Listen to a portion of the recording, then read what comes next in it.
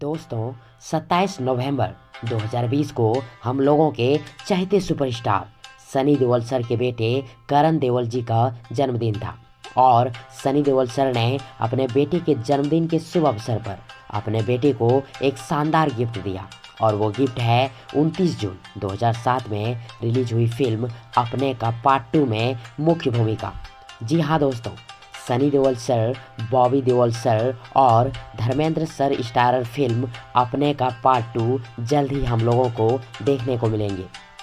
दोस्तों सनी देओल सर ने अपने बेटे करण देओल जी के जन्मदिन के शुभ अवसर पे ये घोषणा की है कि मार्च 2021 से फिल्म अपने 2 का शूटिंग शुरू कर दी जाएगी और साल 2021 में दिवाली के शुभ अवसर पे रिलीज की जाएगी। दोस्तों सनी देओल सर ने तो अपने बेटे को उनके जन्मदिन पर बहुत बड़ी गिफ्ट दे दी। अब आप लोग अपने इस छोटे भाई को एक छोटी सी गिफ्ट ज़रूर दें।